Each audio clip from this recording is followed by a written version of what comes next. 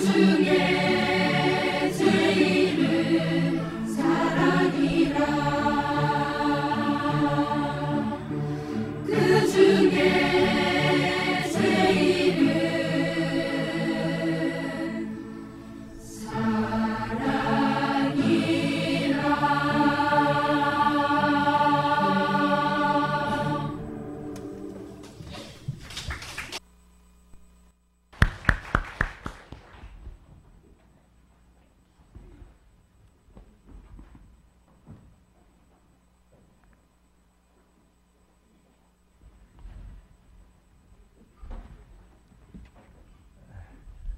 안녕하세요.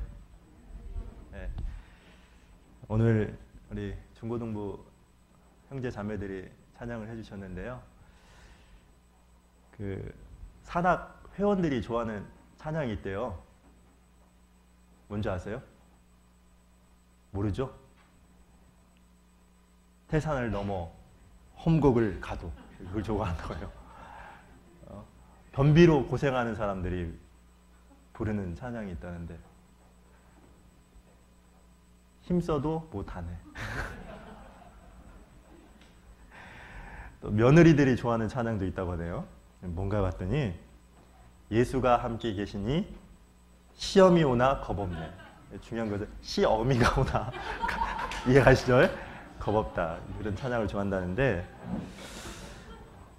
아무튼 간에 이렇게 찬양을 부를 때마다 정말 내 안에 있는 성령의 도우심으로 정말 감사가 되고 힘이 되는 것 같아요. 그래서 사실 어제도 같이 야외 교제하면서 우리 자매님들과 함께 찬양을 불렀는데 그 찬양 부르는 것 그것만으로도 정말 위로가 되고 정말 행복하다 그런 생각을 하게 되었습니다. 끊임없이 우리의 입술을 통해서 또 우리 마음 깊은 곳에서 주님을 정말 찬양했으면 좋겠다. 이게 나뿐만 아니라 우리 모든 성도의 소망이겠다라는 생각을 하면서요. 잠깐 기도하고 말씀 시작하도록 하겠습니다.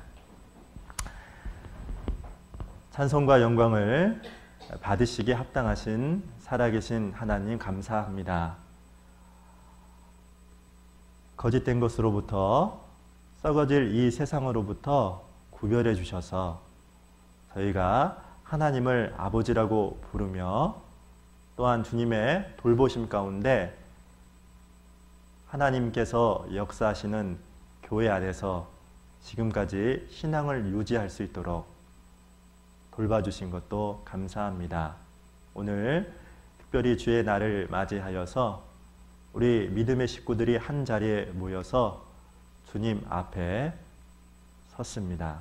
하나님의 말씀으로 저희들을 늘 위로해 주시고 지혜를 주시고 풍성한 은혜 아래 살고 있다는 것을 일깨워 주셔서 더욱더 이 세상으로부터 구별되고 우리 마음 깊은 곳에서 늘 주님을 사랑하고 주님을 진실되게 섬기며 살아갈 수 있도록 도와주시기를 간절히 원합니다. 각 사람의 형편을 아시는 하나님께서 안고 있는 여러 가지 문제들을 주님의 돌보심 가운데 극복함으로 더욱더 신앙생활 하는데 부족함이 없도록 인도해 주시고 특별히 9월 7일부터 있는 대전도 집회에 저희 주변에 있는 많은 사람들에게 담대함과 지혜를 통해서 증거하고 이곳에 데려와서 저희들과 동일한 믿음과 소망을 얻을 수 있도록 구원받을 수 있도록 하나님께서 역사해 주시옵소서. 오늘도 부족한 자의 입술을 통해서 주님의 말씀을 증거할 수 있는 기회를 주셨습니다. 사람의 말이 아니라 성경에 하나님께서 계시된 진리만 올바로 선포되는 그런 소중한 시간 될 수 있도록 하나님 역사해 주시옵소서. 모든 것을 주 성령님께 간절히 의지합니다. 저희를 사랑하시는 예수님 이름으로 감사하며 기도드렸습니다. 아멘. 다 같이 히브리서 12장을 봅니다. 12장 히브리서 12장 1절부터 히브리서 12장 1절부터 4절까지인데요. 히브리서 12장 1절부터 4절. 제가 읽어 올리도록 하겠습니다. 히브리서 12장 1절부터 4절입니다.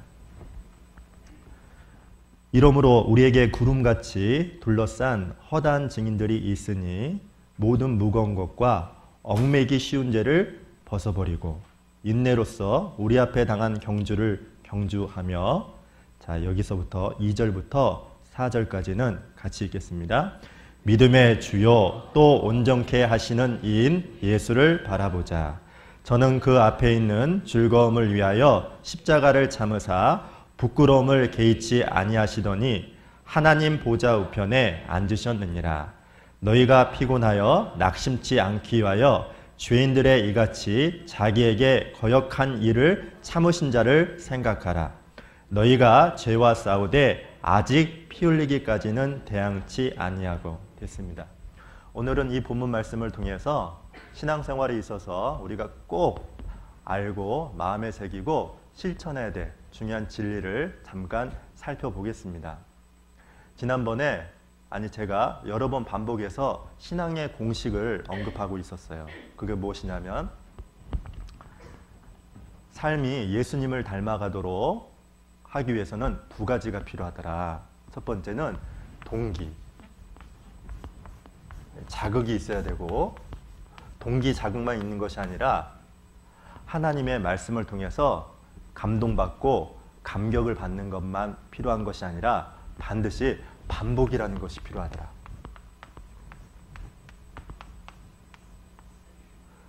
훈련이 필요하다, 연습이 필요하다 그랬죠. 놀라운 것은 무엇이냐면 정말로 거듭난 그리스도인이라고 한다면 성령이 내 안에 있기 때문에 감동도 받고 감격도 받고 또 실천해야 되겠다는 자극을 받으면서 행할 수 있는 힘이 생겨요. 그런데 그것만 있는 게 아니라 실제로 나도 100% 끊임없이 들었던 말씀을 통해서 마음을 새기고, 마음을 새길 뿐만 아니라 실제 삶에 적용시켜야 되겠다. 그것을 끊임없이 수없이 훈련하자, 반복하자. 그렇게 되면 반드시 변화가 된다. 바로 예수 그리스도를 닮아간다. 예수 그리스도와 같은 삶을 살아가게 된다. 그런데 우리 시대에 정말 안타까운 것은 무엇이냐? 이것에만 멈추는 게 문제죠. 들었던 말씀은 참 많은데 말씀을 통해서 아, 이런 뜻이네 라고 감격은 하는데 기가 막힌 건 무엇이냐면 문 빠져나가면 말씀 다 잃어버린다는 거예요. 그래서 반드시 들었던 말씀을 통해서 혹은 형제자매들의 간증을 통해서 받았던 자극이 있다면 그 진리를 마음에 새기고 그것을 실제 삶 가운데 적용시켜서 반복이라고 그랬죠. 한 번만 아니라 두 번도 아니고 세 번, 네 번, 다섯 번. 그 말씀이 내 것이 될 때까지, 그 말씀이 정말로 내 것이 될 때까지 반복할 때 뭐예요? 변화됩니다. 이게 우리가 꼭 기억해야 될 신앙의 첫 번째 공식이다. 첫 번째 공식이라고 했죠?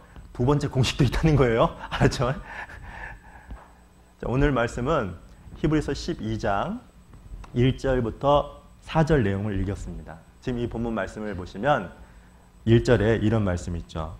이러므로 우리에게 구름같이 둘러싼 허다한 증인들이 있다.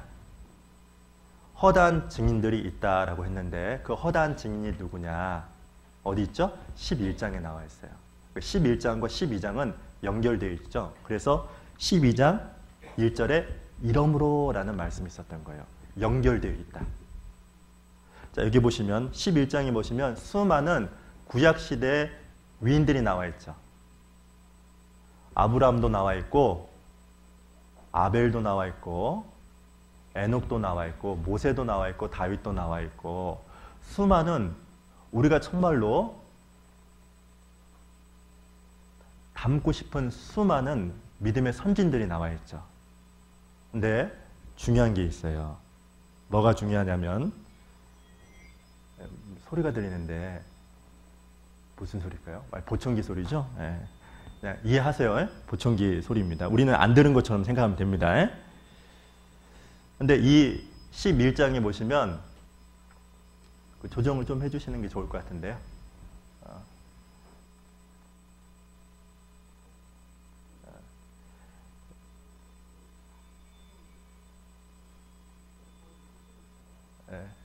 옆에서 좀 해주면 좋을 것 같은데요.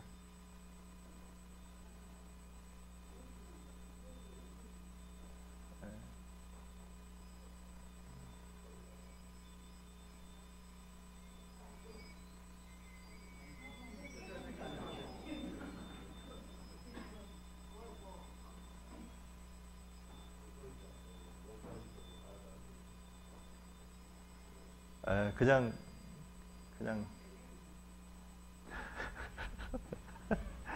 네, 참 별일이 다 있죠.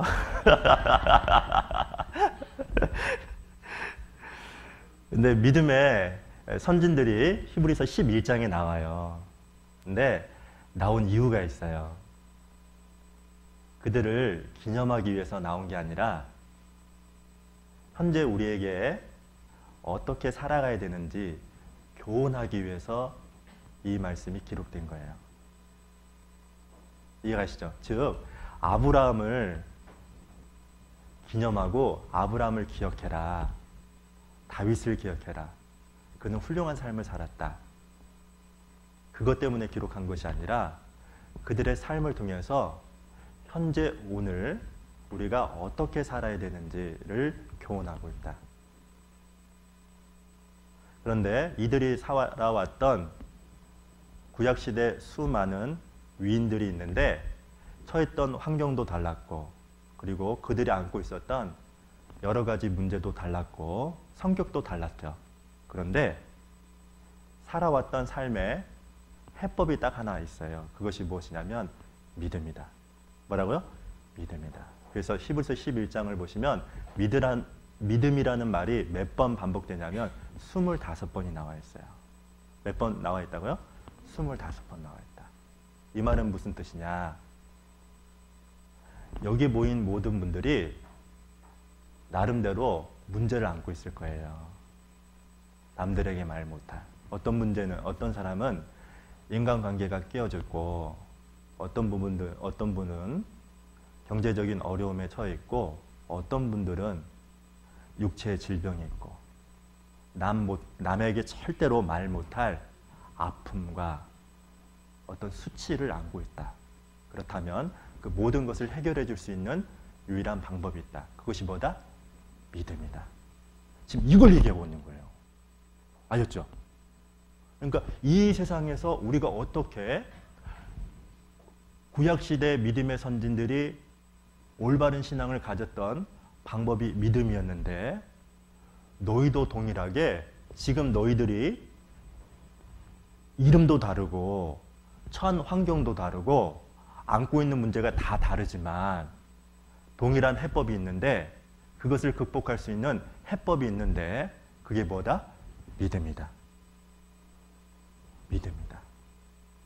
지금 그걸 얘기하고 있는 거예요. 믿음이 답이다. 그래서 여기 베드로전서를 잠깐 보세요. 베드로전서 5장을 보시면 5장 8절을 일단 거기는 잡아놓으시고 5장 8절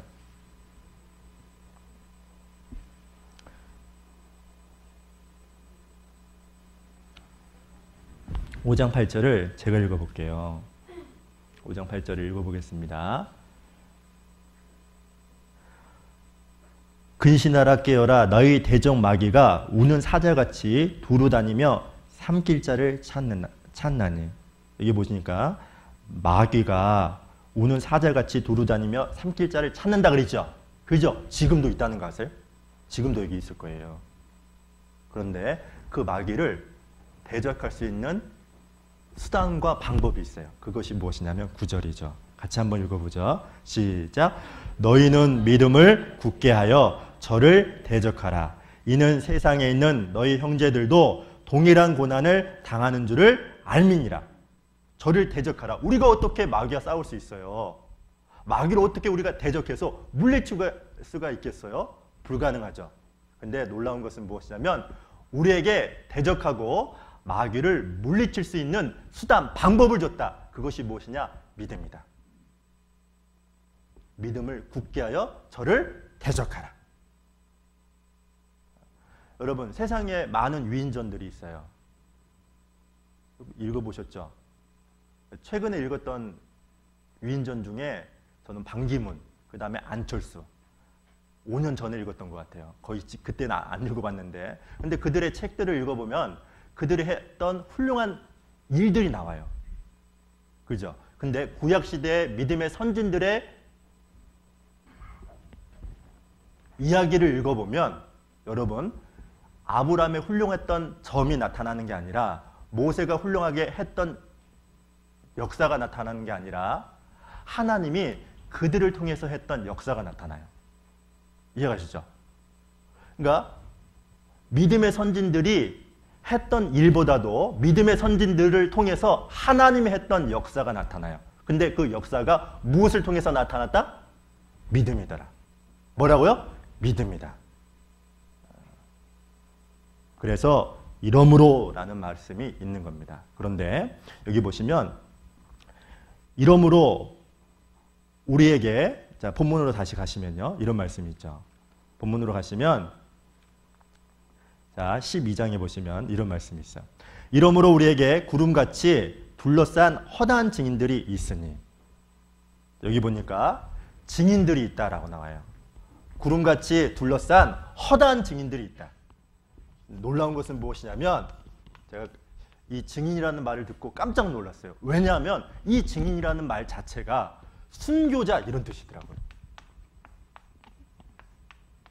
마르투리니라는 헬라 원어를 보시면 순교자다 이렇게 나와 있어요. 이게 무슨 뜻이죠? 구약시대 믿음의 선진들은 증인인데 중요한 것은 그들은 순교자였다는 거예요. 순교자라는 말은 이런 뜻이죠. 자기가 믿고 있는 진리의 확실성을 증거하기 위해서 자기 목숨을 내놓는 사람들, 이게 순교자죠. 근데 그들은 그렇게 살았다는 거예요. 그리스도의 증인들이라고 하는 우리도 마찬가지죠. 여러분, 정말로 그리스도의 증인으로 이 세상에 살고 싶다면 반드시 우리도 기억해야 될 게 있는데 순교자의 각오, 정신이 있어야 된다는 거예요. 제가요, 여기 보시면 성경 여기 한번 보실까요? 성경에 보시면 이런 말씀이 있어요. 로마서 14장을 잠깐 보세요. 14장을 보시면 14장 8절을 보시면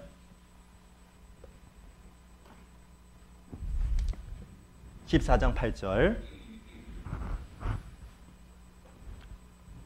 같이 한번 읽어보죠. 시작. 우리가 살아도 주를 위하여 살고 죽어도 주를 위하여 죽나니 그러므로 사나 죽으나 우리가 주의 것이로다. 여기 보세요. 우리가 살아도 주를 위하여 살고 죽어도 주를 위하여 죽나니 그랬죠. 이 말이 무슨 뜻이냐면 누가 주를 위해서 살 수 있죠? 여기 나와 있잖아요. 주를 위하여 죽겠다. 그런 순교자의 정신을 가질 때 증인으로서의 삶을 살 수 있다는 거예요. 여러분은 어떻습니까? 우리가 찬양 중에 이런 찬양이 있어요. 지지난주에 찬양대에서 불렀던 찬양 중에 수많은 믿음의 선배들 주를 위해 죄송합니다. 그러면서 그 다음에 했던 말이 뭐죠? 죽으면 믿음의 선진들은 죽으면 죽으리다 그런 각오를 가지고 살았기 때문에 주님을 증거하며 이 세상에서 살았다. 그런 뜻이거든요. 왜 우리가 그리스도의 증인으로서 왜 살아갈 수 없는 거죠? 이유는 딱 하나죠. 순교자의 정신이 없는 거예요. 내가 믿고 있는 이 진리를 위해서 내 자신을 희생하겠다. 내 삶을 포기하겠다. 그 정신이 없는 거예요.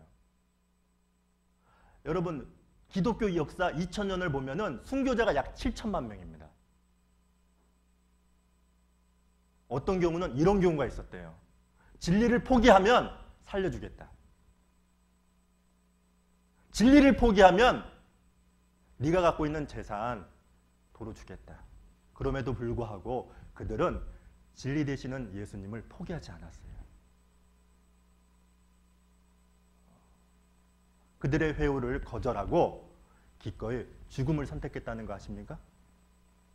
20세기 최초의 순교자의 일기를 제가 봤는데 일기 내용에 이렇게 나와 있더라고요. 그분이 이렇게 써 있는데 hold me, mold me, use me.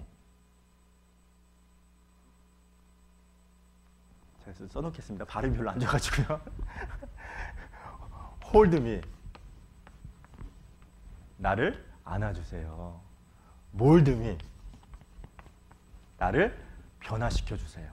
그 다음에 use me, 나를 써주세요. 그리고 더 기가 막힌 것은 burn me for your glory, 당신의 영광을 위해서 나를 불태워주세요. 사실 이 이야기를 딱 듣고요, 사실 우리는 여기까지는 하죠. 여기까지는 하죠. hold me, mold me, use me, 이 얘기는 하죠. burn me, 나를 불태워주세요. 당신의 영광을 위해서. 증이라는 말 자체가 순교자라는 의미가 내포되어 있다. 그래서 제가 지난번에 우리 선생님들하고 철로역정이라는 책을 읽었거든요. 철로역정이라는 말은 어떤 뜻이냐면 천국을 향해서 가는 순례자의 여정이라는 의미를 내포하고 있는데, 그리스도인들이 천국을 갈 때 일어나는 여러 가지 이야기, 유혹들, 방해물, 이걸 기록을 한 거예요. 그런데 그 책을 읽다가 신실이라는 한 사람이, 그리스도인이 허영의 시장에서 순교를 당해요. 전 처음에 그것을 읽을 때 그냥 아무 생각 없이 그냥 읽었어요. 전도자가 이러거든요. 철로 역정에 나와 있는 주인공 크리스천 기독도와 신실이한테 이렇게 얘기해요. 너희가 만약에 허영의 시장을 반드시 지나간다. 근데 지나갈 때 둘 중에 한 명은 반드시 죽는다. 둘 중에 한 명은 반드시 죽는다. 기독도가 죽든지 신실이가 죽든지 둘 중에 한 명은 반드시 죽는다. 근데 거길 가거든요. 허영의 시장이라는 게 뭐냐면 세상에 유혹되는 많은 것들을 팔아요. 사람의 마음을 끄는 여러 가지 물건들을 파는 시장인데, 그곳에서 신실이가 순교를 당해요. 그 내용이에요. 이게 무슨 뜻이냐? 이 세상에서 허영의 시장이라고 했죠. 이 세상을 얘기하는 거예요. 우리를 유혹하는 많은 물건들이 있죠. 이 세상에서 믿음을 지키고 우리의 신앙을 드러내기 위해서는 반드시 죽음을 각오해야 된다는 거예요. 뭘 각오해야 된다고요? 죽음. 죽음이라는 그 말에는 뭐가 포함되어 있냐면 희생이라는 말이 포함되어 있죠.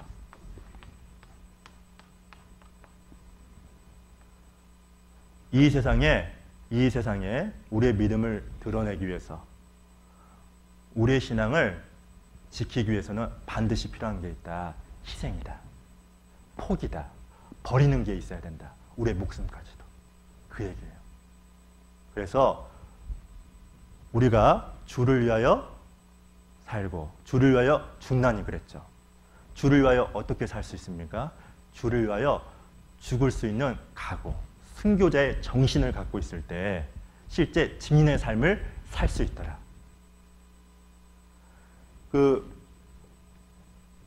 사도 바울이 이런 말을 했죠. 나는 날마다 매 순간마다 죽겠다. 그냥 입으로만 했던 게 아니에요. 입버릇처럼 반복했던 것이 아니라 마음 깊은 곳에서 정말 나는 날마다 죽겠다. 이런 각오를 가지고 그 말을 했던 거예요. 그럴 때 비로소 증인으로서의 삶을 살 수 있다. 우리에게 참 위로가 되는 것은 그렇게 살았던 사람들이 너무 많다는 거예요. 여기 보시면 둘러싼 허다한 증인이 있다 그랬죠. 그렇게 살았던 사람들이 참 많대요. 다시 본문으로 가시면 이런 말씀이 있는데, 자, 본문 히브리서를 잠깐 보세요. 히브리서를 잡아놓고 에레미야를 잠깐 보겠습니다. 에레미야 6장을 잠깐 보세요. 에레미야 6장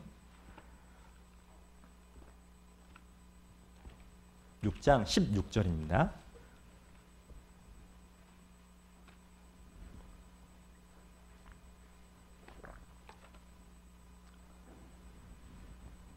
(6장 16절) 16절 중요한데요. 너무 중요한 건데요. 같이 한번 읽어보겠습니다. 시작. 여호와께서 이같이 말씀하시되 너희는 길에 서서 보며 애쩔 길 곧 선한 길이 어디인지 알아보고 그리로 행하라. 너희 심령이 평강을 얻으리라 하나 그들의 대답이 우리는 그리로 행치 않겠노라 하였으며. 자, 여기 보시면 애쩔 길 곧 선한 길이라고 했죠.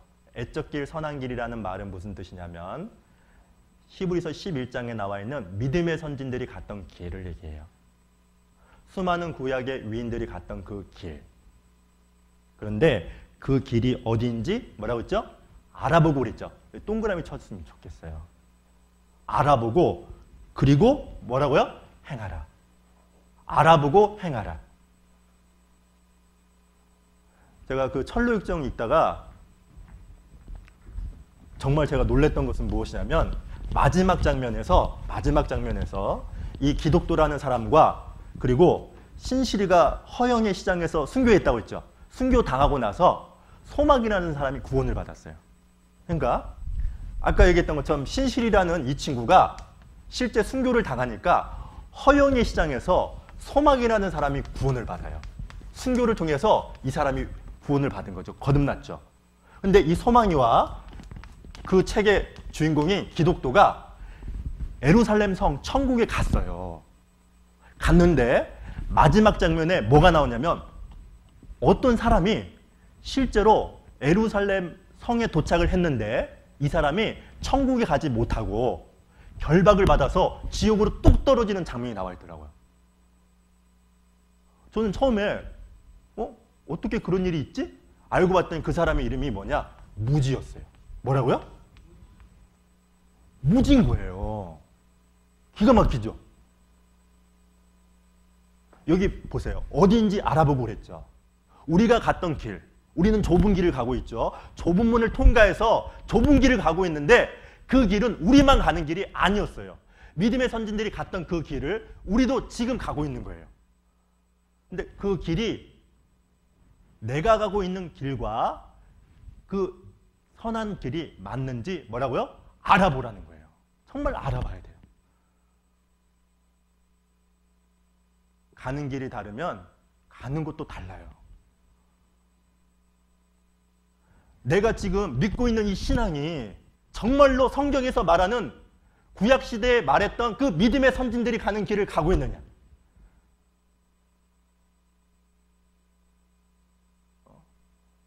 알아보라고 했죠. 알아봐야 돼요. 정말로 내가 믿고 있는 믿음이 정말로 확실한 것이냐?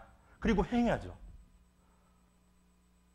제가요, 학예 수양회 때 어떤 일이 있었냐면 어떤 분하고 상담을 하다가 깜짝 놀랐어요. 본인이 이래요. 하나님을 믿는데요? 저는 처음에 하나님 믿는다고 하니까 하나님 살아계신다는 것을 안다고 하니까 그럼 죄 얘기하면 되겠다. 그런데 알고 봤더니 하나님을 아는데 성경에서 말하는 하나님이 아니라 자기가 생각하고 있는 하나님을 믿더라고요. 기가 차더라고요. 창조주 하나님을 못 믿는 거예요. 그 사람이 왜 그러죠? 그 사람이 왜 엉뚱한 하나님을 믿고 있는 거죠? 이유는 딱 하나예요. 여러분, 성경을 캐논, 기준이라고 해요. 뭐라고요? 기준이라고 합니다. 근데 성경에서 제시하는 기준, 그 길이 아니라 자기가 알고 있는 그 길, 정말 무지했던 거예요. 저는 개인적으로 이곳에 있는 모든 분들이 그 선한 길, 애적 길, 그 길을 동일하게 가고 동일한 곳에 도착을 했으면 참 좋겠어요. 근데 신앙은 개인적이라고 했죠. 개인이 가는 거예요. 그래서 알아보고 행하라 그랬죠. 먼저는 자기가 정말로 좁은 길, 천성으로 가는 길을 올바로 가고 있는지 일단 확인해 보고, 다르면 올바른 길로 가면 되는 것이고, 아니면 물어보면 되는 것이고, 그리고 나서 올바른 길이다, 검증된 길이다, 성경에서 말하는 올바른 좁은 길이다 라고 한다면 가면 되는 거예요.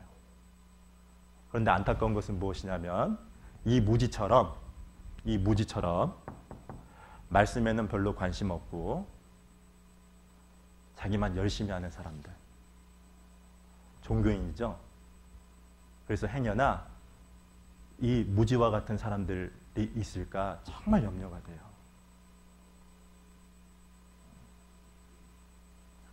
이러므로 다시 본문에 가시면 12장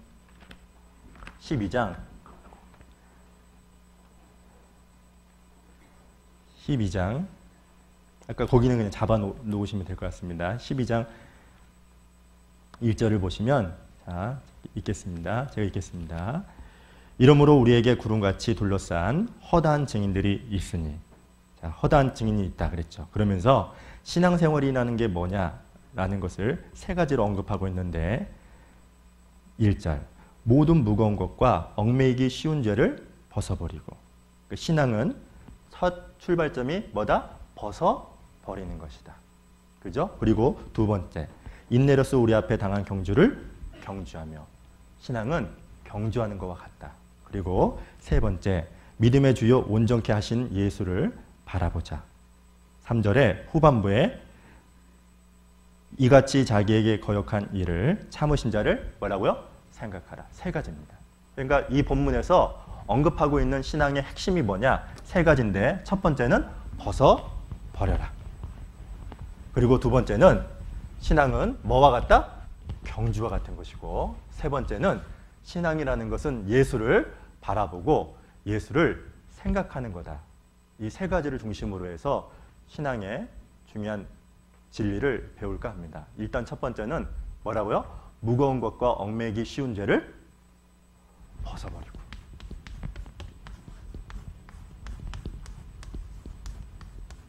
이게 핵심 키예요. 벗어버리라. 고대 헬라 시대, 즉 이 성경 말씀이 기록됐을 때는 경주를 하기 위해서는 옷을 다 발가 벗었대요. 별로 안 놀라시네요. 좀 깜짝 놀랐어요. 아니 뭘 옷을 발가 벗고 경기를 해. 근데 이 당시에는 그랬대요. 그래서 사도 바울이 이 말을 쓴 거예요. 그래서 여자들은 이 구경을 못했대요. 남자들만 했기 때문에. 그래서 옷을 아예 다 발가 벗고 경기를 했다고 그래요. 지금 그래서 이 말이 나온 거예요. 자, 보세요. 당연히 경기를 하기 위해서는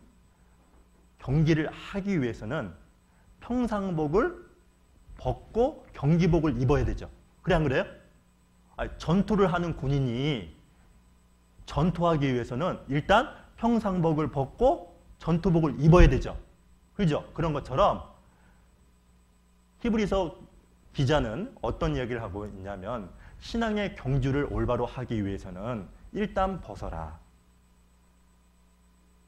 여러분 수영을 할 때 있잖아요. 수영을 할 때도 그 1등과 2등의 차이점이 0.0001초에 의해서 금메달과 은메달로 나눠지는 경우가 참 많대요.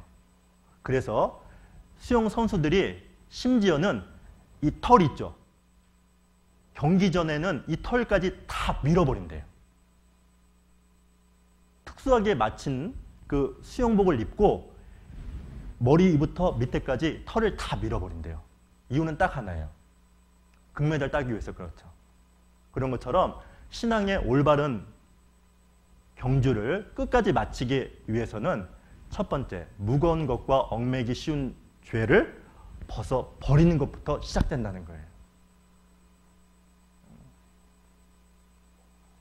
저기 요한복음을 잠깐 볼게요. 마가복음 1장을 잠깐 보죠.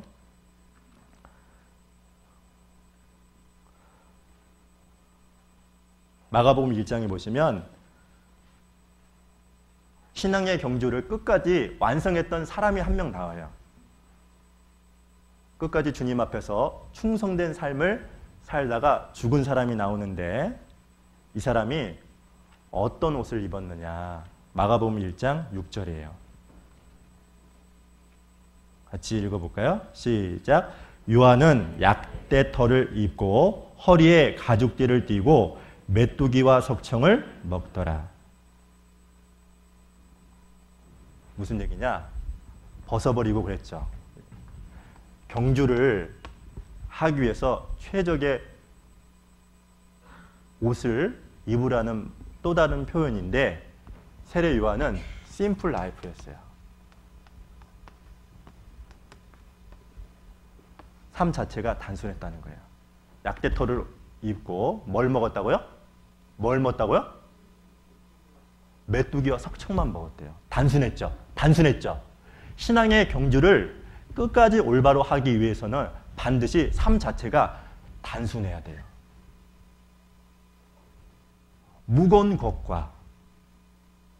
것을 가지고 어떻게 뛸 수 있겠어요? 근데 안타까운 것은 무엇이냐면 복잡한 인간관계. 인간관계가 되게 복잡해요. 여러 사람들을 다 만나요. 그리고 참여하는 조직도 참 많아요. 계모임도 엄청 많아요. 그리고 세상 문화에 심취되어 있어요. 그래서 텔레비전 볼 것 다 보고 여러분 그런 것들은 우리의 신앙을 방해하는 것이고 하나님과 우리 사이를 멀어지게 하는 무거운 것이라는 것을 기억해야 돼요. 우리의 시간과 우리의 생각과 우리의 마음을 우리의 열정을 빼앗게 하는 것이 무엇이냐? 무거운 것. 그것을 어떻게 한다고요? 벗어버리고. 삶이 단순해야 된다. Simple life. 정말 단순해야 된다. 그런데 여기 또 중요한 단어가 있죠. 보세요. 아까 본문으로 가시면 본문 11서 12장에 보시면 12장에 보시면 이런 말씀이 있어요. 그냥 한 번에 그냥 잡아놓으시면 잡기가 편할 건데요. 여기 12장 1절에 보시면 모든 무거운 것과 얽매기 쉬운 죄를 벗어버리고 그랬죠. 그죠? 근데 우리는 보통 어떤 생각을 하냐면 여기 죄만 있는 게 아니라 뭐도 있죠? 무거운 것도 있다고 있죠.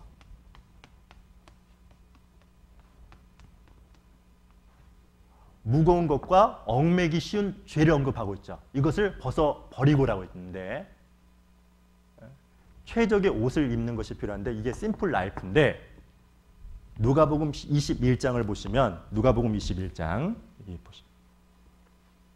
누가복음 21장 34절을 너무 중요하기 때문에 그냥 외우려고 사실 했거든요. 근데 기억했으면 좋겠어요.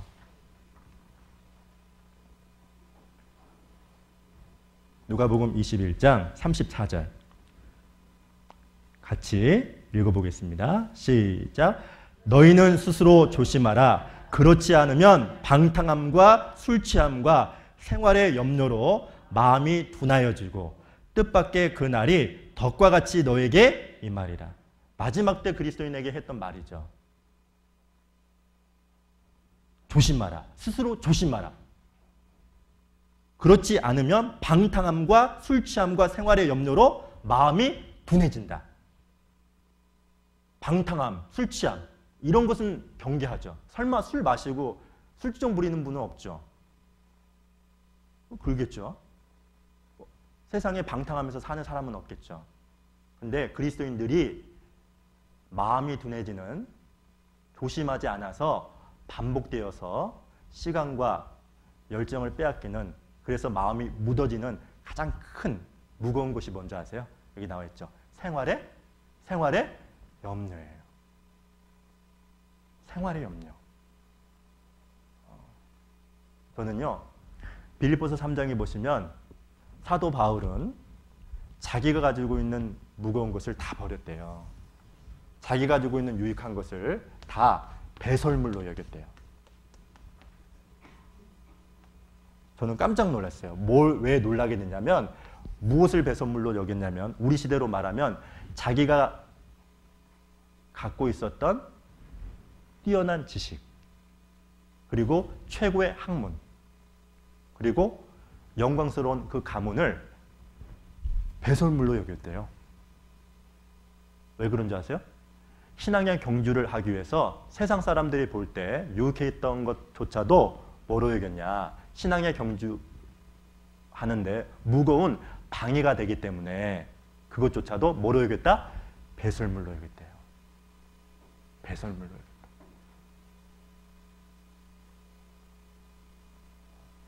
사실 그거 보고 상당히 부끄러웠어요. 자기가 갖고 있는 많은 장점들을 배설물로 여겼구나. 무거운 것으로 여겼구나. 그래서 그것을 다 벗어버렸거든요.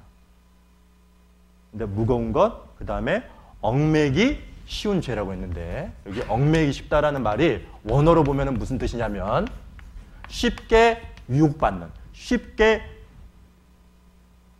함정에 빠뜨려지는 이런 뜻이더라고요. 우리가요, 종합 검진을 받게 되면 사람마다 나타난 증상이 다 달라요. 저 같은 경우는 근육이 별로 없대요. 그래서 근육 운동을 많이 해야 된대요. 내장 비만이 있대요. 참 끔찍하죠? 이 몸매에 내장 비만이 있다는 게. 나름대로 종합 검진을 하게 되면 약한 부분들이 다 다르죠. 사람마다 다 다르죠. 뭐 당연하겠죠. 그런 것처럼 영적으로도 그렇더라고요. 어떤 사람은 정욕에 약해요. 그래서 이성 유혹을 엄청 쉽게 받아요. 그리고 또 어떤 사람은 도덕적 기준, 성에 대한 도덕적 기준은 상당히 강한데, 높은데 물질에 약해요. 돈. 그리고 어떤 사람들은 돈, 그리고 이성적인 유혹은 받지도 않아요. 근데 이 사람이 약한 게 하나 있는데 무엇이냐? 고집이야. 뭐라고요? 고집. 그러니까 인간적인 감정에 취약하더라고요. 그러니까 사람마다 약한 부분이 다 다르더라고요. 육신도 약한 점이 다 다른 것처럼 개인적으로도 다 다른 것이 있는데, 여러분 알아야 될 것은 무엇이냐면 얽매이기 쉬운 죄라고 했죠. 그죠? 그런 죄가 있어요. 그리고 그것을 마귀는 여러분보다 더 잘 알고 있어요. 그러면 어떻게 해야 되죠? 나도 잘 알고 있어야 돼요. 여러분 한번 생각해 보셨습니까? 내가 어떤 점이 가장 취약한지. 마귀가 공격을 했을 때 내가 반드시 경계해야 될 약한 점이 무엇인지. 마귀는 최고의 전략가입니다. 그래서 우리의 마음을, 우리의 신앙을 망가뜨리기 위해서 약한 점을 파고들어요. 그래서 이성에 약하다. 그러면 어떨까요? 이성의 유혹의 환경을 통해서 나를 무너뜨려요. 돈에 약하다. 그러면 지갑이라는 것을 통해서 내 신앙이 무너지게 만들고, 정말로 고집이 세다, 자존심이 강하다. 그러면 자존심과 고집에 관련된 일들을 주변에서 많이 만들어서 그냥 무너지게 한다는 것을 알아야 돼요. 그럼 어떻게 해야 되죠? 내가 뭐가 약한지를 스스로 분석할 줄 알아야 돼요. 그리고 그것에 대해서 당연히 어떻게 해야 될까요? 대비해야 돼요. 뭐가 약한지 그걸 분석하고 대비해야 돼요. 그래서 자 보세요. 무거운 것과 얽매이기 쉬운 죄를 일단은 어떻게 한다고요? 벗어버리고. 로마서 13장 여기 보죠. 로마서 13장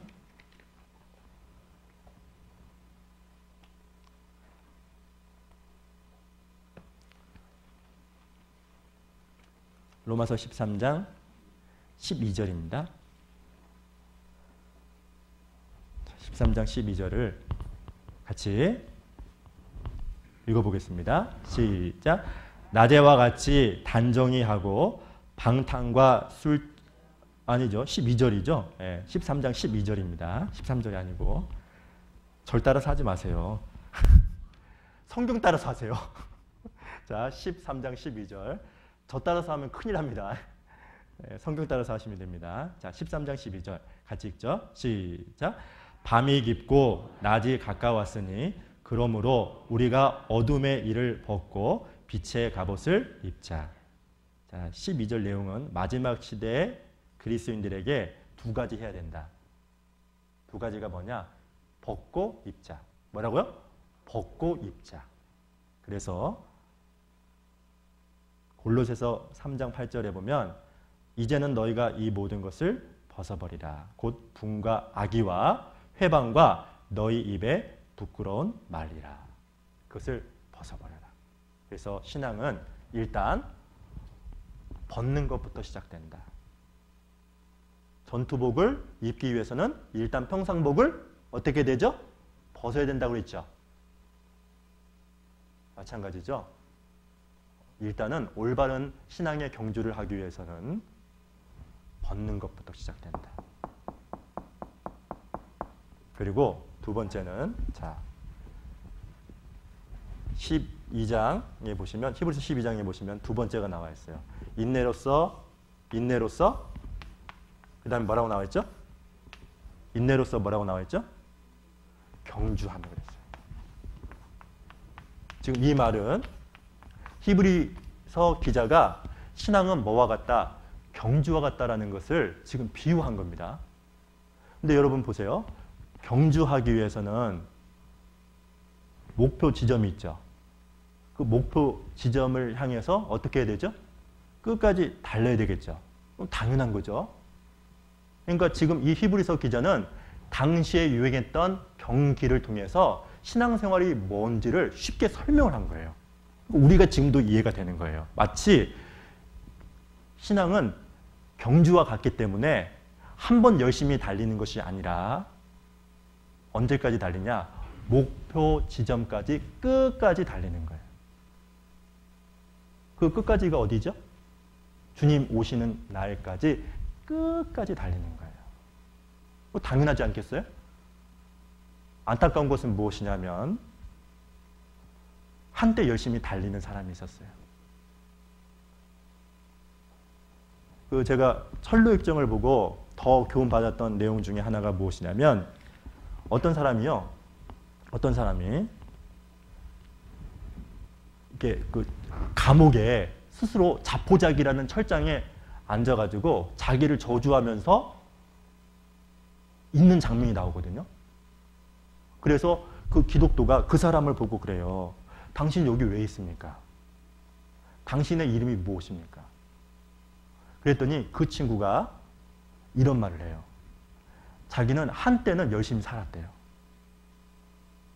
그런데 자기가 왜 자포자기라는 철장 가운데 처하게 됐느냐?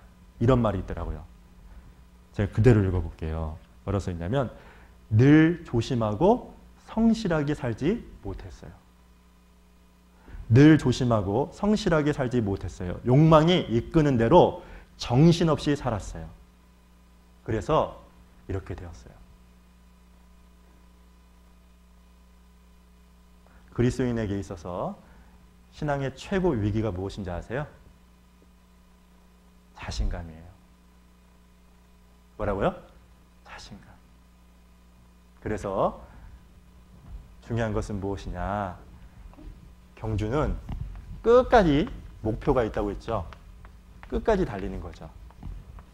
일시적으로 부분적으로만 달리는 것이 아니라 한때 열심히만 달리는 것이 아니라 결승점까지 끝까지 최선을 다해서 달리는 것이다.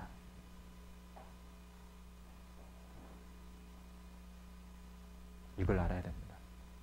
신앙이 비정상적인 사람의 특징이 하나 있습니다. 그것이 무엇이냐면 항상 과거를 얘기해요. 과거에 나 이렇게 살았어. 또 이 사람의 특징이 있어요. 미래에는 열심히 이렇게 살게. 현재에는 최선을 다하지 못하고 항상 어떤 생각을 갖냐면 과거에 나는 그렇게 살았다. 나 그렇게 직분도 가졌어. 지금은 안 되지만 내가 이것만 되면 미래에는 그렇게 할게. 여러분 알아야 될 것은 경주는 일시적으로 부분적으로만 하는 것이 아니라 목표, 결승점에 이를 때까지 끝까지 최선을 다하는 것이다. 일단 이것을 기억해야 되죠. 그래서 시편 119편 이렇게 잠깐 보겠습니다. 시편 119편 32절.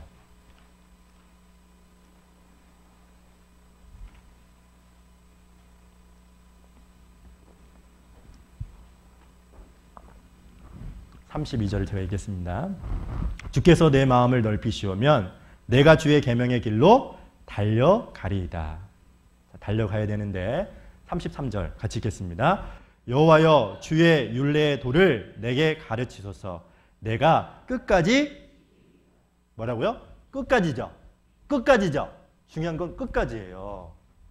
경주는 목표 지점까지 끝까지, 결승점까지 끝까지 하는 거예요. 제가 그 토끼와 거북이 얘기했죠. 토끼와 거북이 누가 이겼죠? 거북이가 있어요. 거북이가 왜 이긴 줄 아세요? 아니고요. 거북이하고 토끼의 차이점이 있었어요. 토끼는요, 누굴 본지 아세요? 결승점을 본 게 아니라 거북이를 봤다는 거예요. 거북이를 보니까 자기가 꽤 왔거든요. 그래서 쉰 거예요. 달리기를 잘하지만.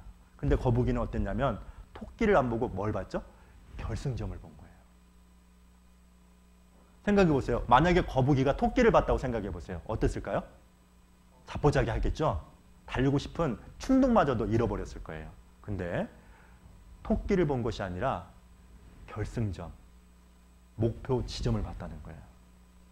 그래서 달리는 은사는 없었지만 최선을 다해서 자기 있는 위치에서 한 걸음 한 걸음 달렸기 때문에 토끼를 이긴 거예요. 근데 우리는 이 끝까지라는 것을 놓칠 때가 참 많더라고요.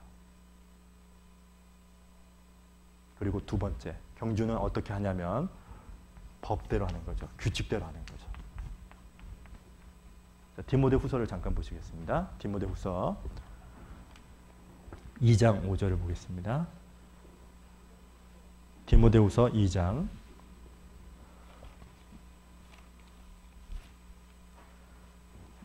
디모데후서 2장 5절.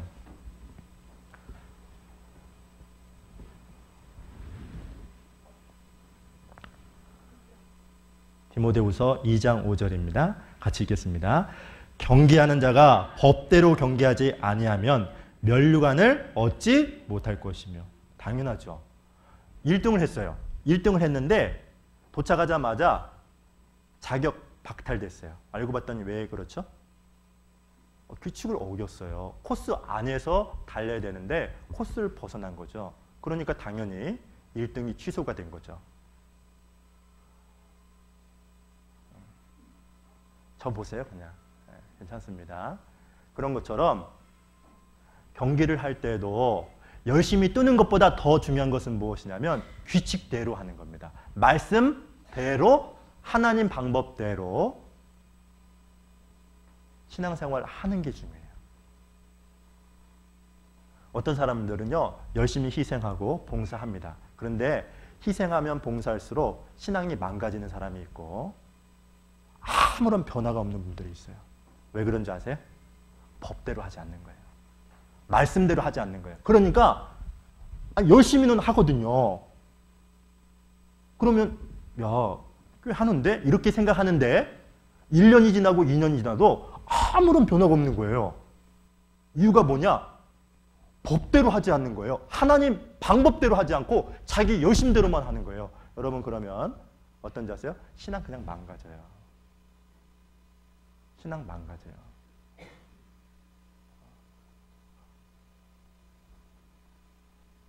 신앙은 경주와 같다 그랬죠. 그래서 반드시 신앙생활은 말씀을 기초로 해서 하는 건데 우리가 기억해야 될 게 두 가지가 있어요. 요한복음 13장을 보세요.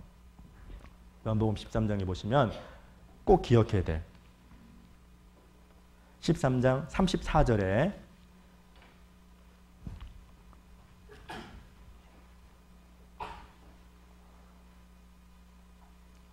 13장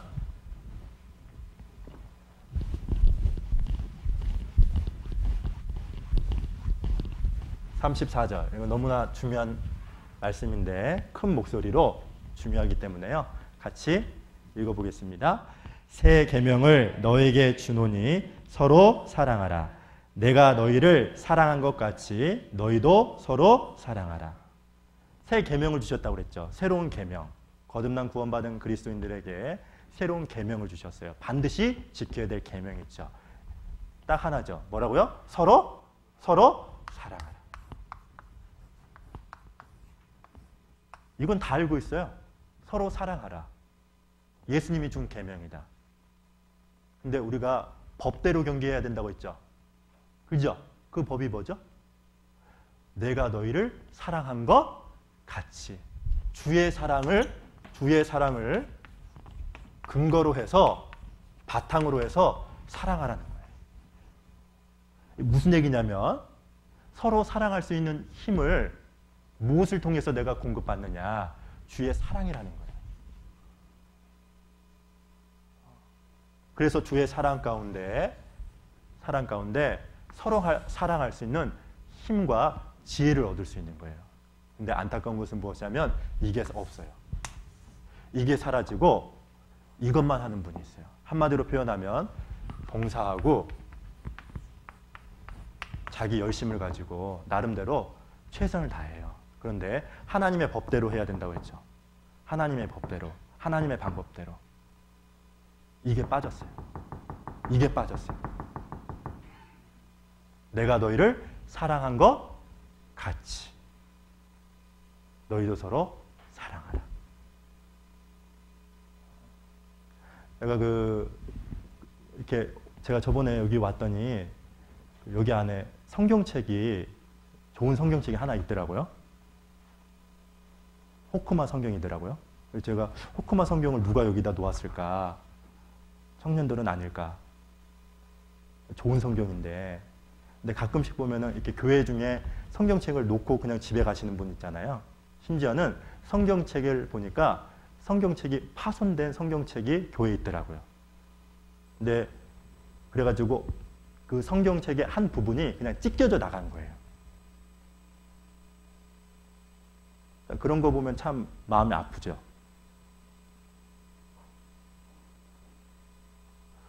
여러분, 마찬가지로 내 삶에 있어서 그 성경책을 보니까 시편이 찢겨져 나갔던데 우리 삶에 시편이 찢겨지면 안 돼요.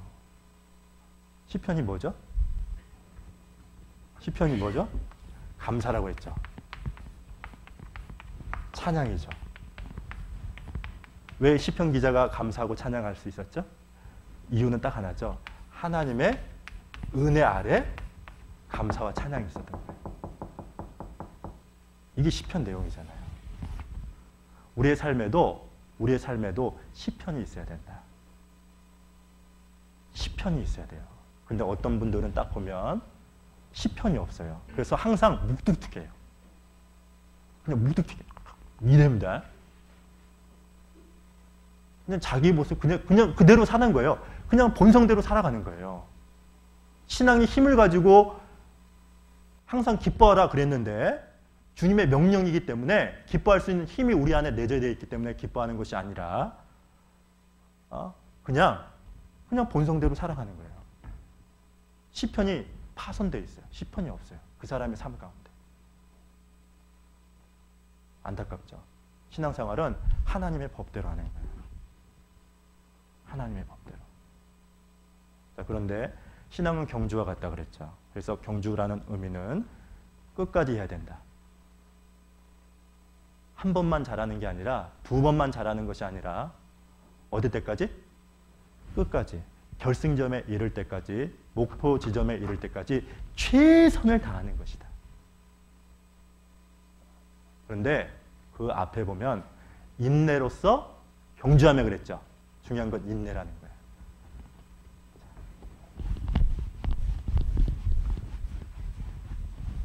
뭐가 필요하다? 인내가 필요하더라. 인내를 한자로 쓰면 이렇게 쓰죠.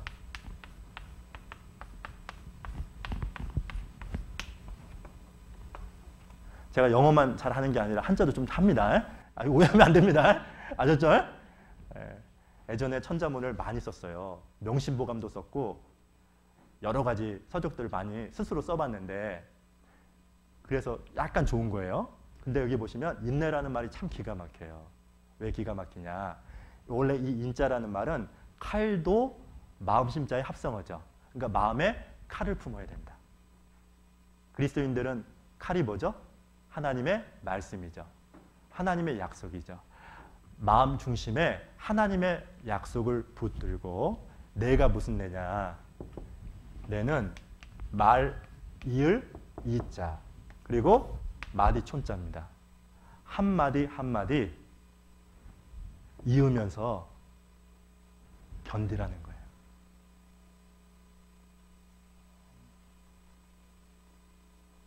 그래서 무슨 얘기냐? 하나님의 약속을 딱 마음 중심에 붙들고 하루하루 내가 최선을 다하겠다. 이게 인내라는 말입니다. 그래서 경주는 그래서 인내가 필요하대요. 중요한 것은 이 내자라는 말인데 한마디 한마디 이어간다. 이게 내자거든요.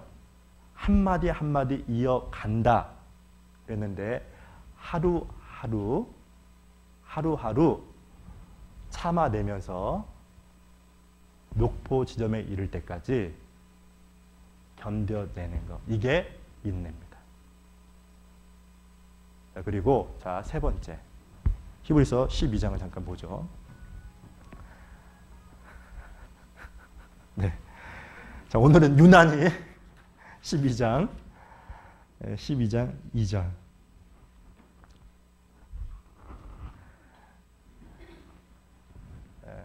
이제는 초월했습니다. 12장 2절. 믿음의 주요 온전케 하시는 이인 예수를 바라보자 그랬죠. 그리고 저는 앞에 있는 즐거움을 위하여 십자가를 참으사 부끄러움을 개의치 아니하시더니 하나님 보좌 우편에 앉으셨느니라. 너희가 피곤하여 낙심치 않기 위하여 죄인들의 이같이 자기에게 거역한 일을 참으신 자를 가지겠습니다. 생각하라. 자, 신앙은 뭐다? 예수를 바라보고 예수를 생각하는 것이다. 여기 보시면 믿음의 주요 또 온전케 하시는 이인 예수를 바라보자 그랬는데 예수를 바라본다라는 말은 딴 데 쳐다보지 말고 주님만 봐라, 예수님만 봐라 이런 뜻입니다. 그런데 여기 중요한 게 있어요. 믿음에 뭐라고 했냐? 주다. 그리고 또 뭐라고 했냐면 믿음의 주요 온전케 하시는 이다. 여기 원래 이 주라는 말은 무슨 뜻이냐면 주인 주를 언급하는 게 아니라 원어를 보면은 믿음의 창시자 이런 뜻이에요. 그러니까 믿음을 갖게 하신 분이 누구죠? 예수님이죠. 그죠? 이건 우리는 잘 알고 있거든요. 근데 우리가 또 기억해야 될 중요한 진리가 있는데 무엇이냐면 온전케 하시는 분도 누구다? 예수라는 거예요. 그러니까 내 삶 가운데 예수 그리스도를 닮아가게 하고 내 신앙을 유지시켜 주시는 분이 누구냐? 바로 예수다. 실제 삶 가운데 나를 변화시키는 분이 예수다. 그래서 요한계시록 22장에 보면 나는 알파와 오메가, 시작과 처음과 나중이다 그랬죠. 이 말이 바로 이 뜻이에요. 시작하셨던 그분이 끝까지 맞춰지게 만드는데 그분이 바로 예수다. 그래서 예수를 바라봐라. 바라보라는 말은 그분께만 주목하라. 딴 데 보지 말고 그분에게만 집중해라. 주목해라. 그리고 또 뭐라고 써요? 생각이라고 했죠. 원래 이 원어를 보면은 뭐라고 써있냐? 심사숙고해서 생각하라. 반복해서 생각하라. 이렇게 나와 있어요. 신앙생활을 한마디로 표현하면 예수 그리스도를 바라보는데 딴 데 보지 말고 예수 그리스도만 바라보고 예수 그리스도만 생각하는 것이 한마디로 말하면 신앙생활이에요. 여기 보시죠. 신명기 2장을 보세요. 대표적인 예가 나와요.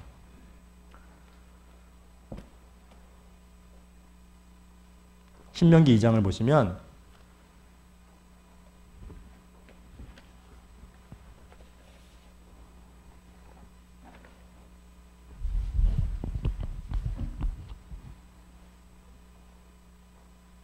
자, 2장 5절을 제가 읽어볼게요. 2장 5절에 그들과 다투지 말라. 그들의 땅은 한 발자국도 너에게 주지 아니하리니 이는 내가 세일산을 예서에게 기업으로 주었음이로다.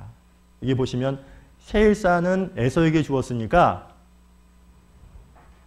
에서에 있는 에서 민족들, 에돔 민족들과 싸우지 말라. 원래 이런 뜻입니다. 그런데 이 본문을 또 다르게 해석할 수 있는데 무슨 뜻이냐면 야, 세일산은 에서에게 준 거니까 너는 이 세일산에 대해서는 마음도 두지 마. 어디에게만 마음 두라는 거죠? 가나안 땅. 가나안 땅에만 집중해. 자, 여기 또 9절을 보세요. 9절 여기 보시면 이런 말씀이 있죠. 여호와께서 내게 이르시되 모압을 괴롭게 말라. 그와 싸우지도 말라. 그 땅을 내가 내게 기업으로 주지 아니하리니 이는 내가 롯 자손에게 아르를 기업으로 주었음이로다. 그러니까 모압 땅도 건들지 말라 이런 뜻이죠. 근데 그것 너희 것이 아니니까 너 거기에 관심도 두지 말고 그거에 마음도 뺏기지 말고 시간 낭비하지 말고 오로지 어디만 바라봐라? 가나안 땅만 바라봐라. 이런 뜻이거든요. 이걸 또 반복하고 있어요. 19절 여기는 같이 한번 읽어보죠. 19절 시작. 암몬 족속에게 가까이 이르거든 그들을 괴롭게 말라. 그들과 다투지도 말라.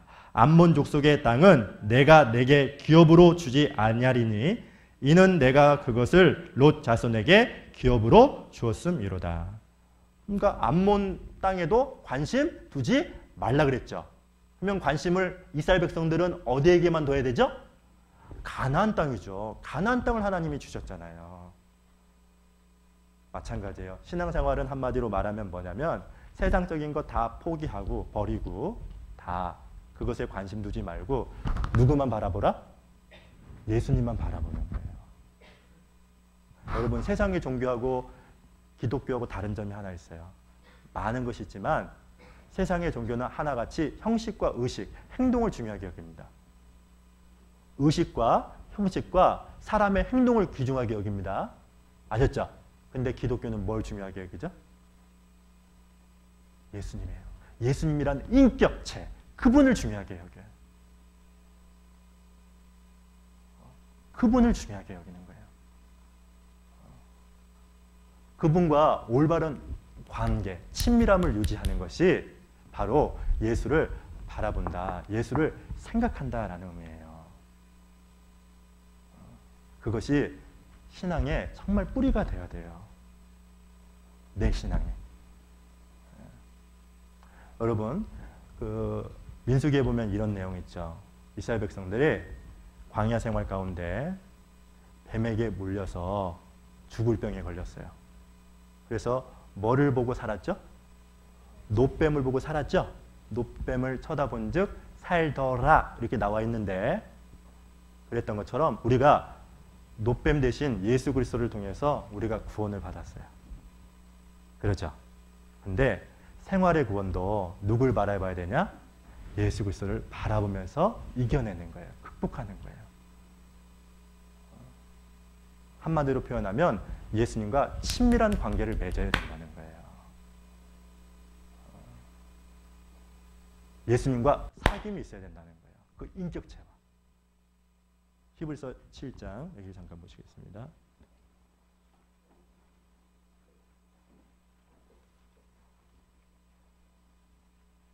(7장 25절)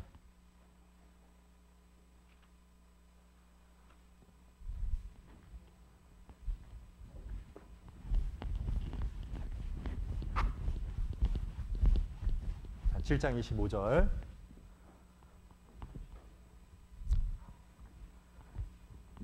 찾으셨으면 같이 읽어보겠습니다.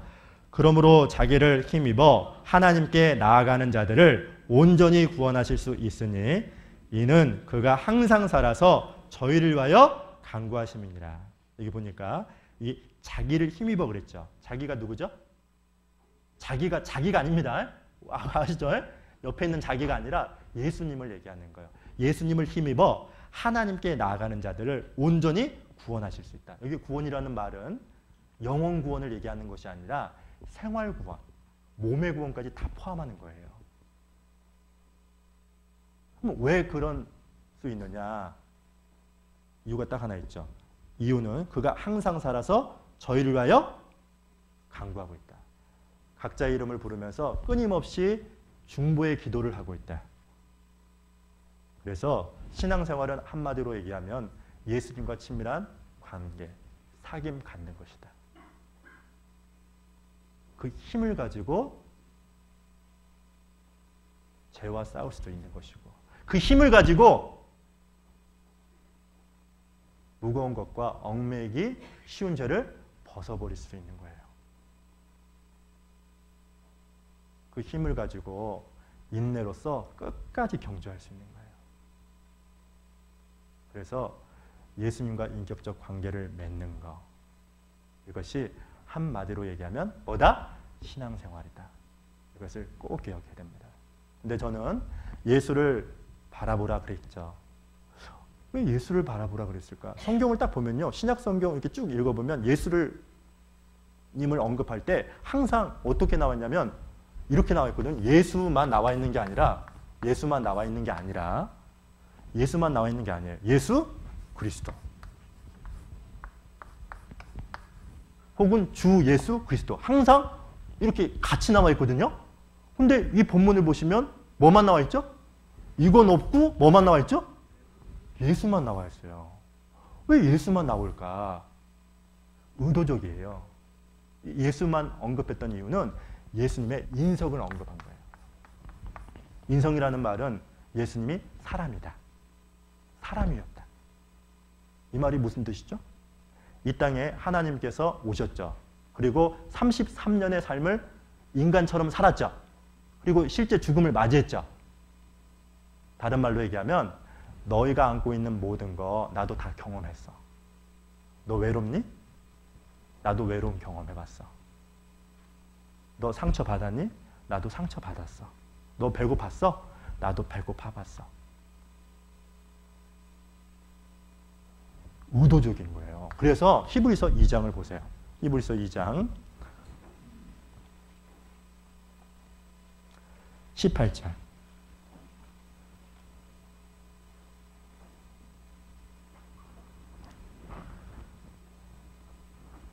자, 18절 같이 읽어보겠습니다. 시작. 자기가 시험을 받아 고난을 당하셨은즉 시험 받는 자들을 능히 누가 능히 도울 수 있죠? 시험 받았던 실제 인성의 모습으로 이 땅에 오셨던 예수 그리스도를 통해서 이 시험을 이겨낼 수가 있다는 말이에요. 그래서 또 기억해야 될 게 있어요. 아까도 신앙 공식 했죠? 두 번째 신앙 공식. 이것도 한번 우리 벗긴 했는데, 자, 100 빼기 1은 뭐죠? 원래 뭐죠? 99죠. 수학에서는 99죠. 근데 신앙 공식에 가면 0이에요. 이게 무슨 뜻이냐? 아무리 다른 사람에 비해서 좋은 곳이 많아도 예수님이 빠져 있으면 아무것도 아니라는 말이에요. 그런데 난 아무것도 없어요. 아무것도 가진 게 없어요. 그런데 예수님과 친밀한 관계를 유지하면 하나님 보실 때는 이거예요. 예수님과 같은 삶을 살 수 있다는 말이에요. 우리가 기억해야 될 신앙 공식 2예요.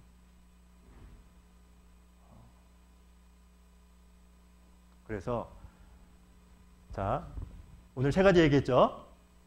자, 신앙의 첫 출발은 벗어버리는 거구나. 그래서 벗어버린다는 말은 무슨 뜻이냐. 심플 라이프, 단순한 삶. 인간관계, 복잡한 인간관계, 수많은 조직의 참여. 아셨죠? 다양한 취미활동. 이거 다 벗어버려라. 다른 말로 얘기하면 많은 시간, 관심, 열정을 빼앗게 만드는 모든 것들을 단순화시켜라. 이게 벗어버린다 그런 뜻인데 얽매기 쉬운 죄라고 했죠. 그래서 내가 뭐에 약한지, 이성에 약한지, 혹은 돈에 약한지, 아니면 자존심에 약한지, 혹은 게으름에 약한 것인지. 정말 어떤 분은 이 약점이 있거든요. 그것을 자기가 분석할 줄 알아야 돼요. 그 분석하고 어떻게 될까요? 반드시 경계를 해야 돼요. 커버하고 대처를 품어야 돼요. 그리고 2번째, 신앙은 뭐와 같다? 경주와 같다고 했죠. 그래서 경주기 때문에 어디까지 달리는 거다? 끝까지 목표 지점까지 달리는 것이다. 한때만 아니다. 100m가 아닙니다. 마라톤 같아가지고요. 끝까지 최선을 다해서 달리는 거예요. 그리고 또 경기하는 것에 비유했는데 뭐가 중요하다? 법대로 해야 된다. 규칙대로 해야 된다. 코스 안에서 하는 거죠. 그래서 말씀이 정말 기본이 되고 그 기본 위에서 하는 건데 특별히 신앙생활하면서 제일 중요한 게 뭐냐. 주님의 사랑이라는 은혜 아래 봉사가 있어야 된다. 이걸 잊어서는 안 돼요. 자, 그리고 3번째. 신앙의 핵심은 뭐다? 예수 그리스도를 바라보고 예수 그리스도를 생각하는 건데 한마디로 말하면 예수 그리스도와 친밀한 관계를 맺는 것. 그것이 신앙의 핵심입니다. 그것이 되면 4절에 있는 것처럼 5절에 있는 것처럼 죄와 피 흘리기까지 대항할 수도 있고 실제로 무거운 거 얽매기 쉬운 죄도 벗어버릴 수 있는 결단과 열정도 생겨요. 그리고 인내를 가지고 내가 신앙의 경주를 끝까지 해야 되겠다. 라는 힘이 어디서 생기냐? 예수님과의 친밀한 관계입니다. 자, 그리고 마지막입니다. 여기 사도행전 잠깐 보세요. 사도행전 5장을 보겠습니다. 사도행전 5장 42절.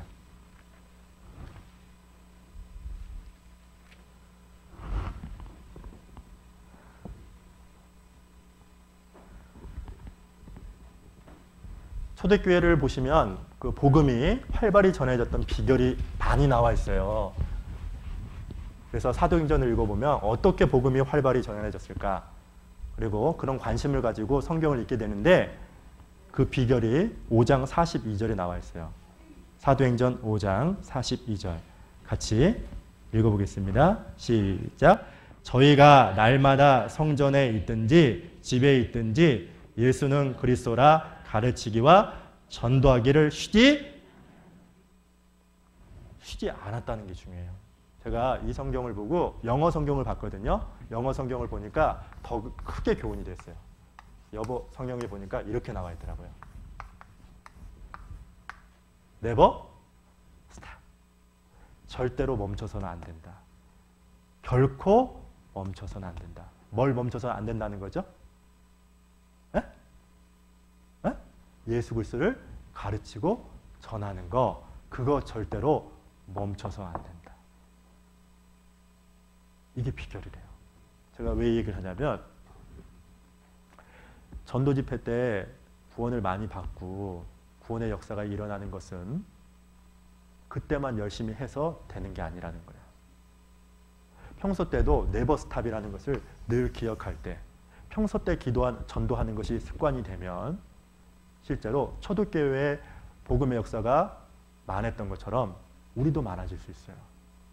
근데 안타까운 것은 무엇이냐면 네버 스탑이 없어요. 네버 스탑. 쉬지 않는 거죠. 예수가 그리스도라 하는 것을 가르치고 전하는 것을 쉬지 않았다. 그래서 저는 개인적으로 이것이 우리 마음에 새겨졌으면 참 좋겠다라는 생각을 해봤어요. 특별히 9월 7일부터 있는 이제 딱 일주일 남았는데 제가 보니까요, 이번 전도 집회는 정말 독립전쟁 같아요. 아니, 독립전쟁이라는 말은 우리만 하는 전쟁 같더라고요. 울진교회도 집회를 그 동일한 시간대에 하게 되고, 또 영덕도 이제 다음 주 내일부터 시작이 되는데, 또 많은 주변에 있는 교회들이 실제로 다 저희와 동일한 시간에 전도 집회를 합니다. 그래서 사실 실제로 많이 참여할 뿐만 아니라 정말로 내가 빠지면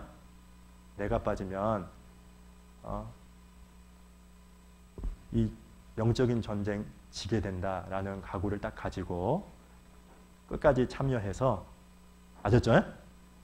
좀 힘있게 말씀이 전해질 수 있도록 도와줬으면 좋겠다라는 생각을 해봤어요. 사실 저는 우리 저번에도 그 얘기를 했겠지만 신앙은 반응이다 그랬죠. 반응이다 그랬죠. 신앙은 뭐라고요? 반응입니다. 그래서 제가 아마도 전도 집회 때 똑같은 말을 할 거예요. 뭐라고요? 다른 말을 할 수가 없는 거죠. 당연하겠죠. 물론 다른 각도로 이야기는 할 수 있지만 반드시 동일한 말씀을 찾을 것이고 동일한 말씀을 쉽게 풀어서 설명을 할 거예요. 근데 중요한 것은 그때 졸면 끝나요. 이해가시죠? 반응이 있어야 돼요. 어떤 반응이냐? 처음 듣는다. 뭐라고요? 이런 거 있어? 그때 진짜로 옆에 있는 사람도 놀래게 되고, 그리고 또 중요한 것은 저도 놀래요. 야, 이렇게 성숙해졌구나. 그리고 저도 힘있게 전해지겠죠. 근데 본성대로 저거 뭐 안 해? 그리고 졸잖아요. 그러면 정말 전도 집회가 망치더라고요. 제가 그걸 사실 여러 번 봤어요. 여러 번 봤어요. 그래서 전도 집회는 강사 혼자 하는 것이 아니라 온 성도가 같이 하는 것이고, 그리고 집회를 들을 때마다 정말 반응하는 것이 참 중요하더라라는 생각을 해보게 되었습니다. 아무쪼록 항상 저 네버 스탑을 기억하자. 쉬지 않고 예수를 그리스도화하는 것을 가르치고 전하는 것을 쉬지 않았다고 했는데, 저희도 초대교회 같은 네버 스탑을 마음에 딱 갖고 복음이 우리 교회를 통해서 끊임없이 역사했으면 좋겠다라는 생각을 해봅니다. 잠깐 기도하고 마치도록 하겠습니다. 살아계신 하나님 감사합니다. 오늘도 저희들에게 귀한 말씀을 통해서 양심을 일깨워 주신 것을 참 감사합니다. 하나님의 말씀을 하나님의 말씀으로 올바로 여길 수 있는 겸손함을 허락해 주시고, 또 그 말씀을 마음 깊이 새겨서 저희들이 변화될 수 있도록, 저희들이 주님의 은혜 가운데, 주님의 능력 가운데 신앙생활을 할 수 있도록 도와주시옵소서. 우리는 너무 연약하여서 우리 육신의 정욕대로, 본성대로, 또 세상의 유혹에 쉽게 타협하고 살아갈 때가 참 많습니다. 그런 저희들을 끝까지 신앙이 유지될 수 있도록 오늘도 교제 가운데 인도해 주신 것을 감사합니다. 무뎌진 마음이 결코 끊임없이 무뎌지는 것이 아니라 주님만을 바라보고 주님을 통해서 큰 힘을 얻고 세상으로부터 더 구별되는 우리 식구들이 될 수 있도록 인도해 주시옵소서. 특별히 9월 7일부터 있는 대전도 집회, 최선을 다해서 집회를 준비할 수 있도록 인도해 주시고, 저희들을 대신해서 해외에서 수고하시는 많은 선교사님들이 계십니다. 함께 해주셔서 어떤 형편과 상황에 있던지 간에 모든 것을 견디고 극복하고 이길 수 있도록, 그리하여 교회가 더욱더 성장하고 성숙될 수 있도록 하나님께서 도와주시옵소서. 오늘 모임의 시정 함께 해주신 것 감사드리며 이후의 교제도 주님께 모든 걸 의지합니다. 저희를 사랑하시는 예수님 이름으로 감사하며 기도드렸습니다. 아멘. 네, 찬송가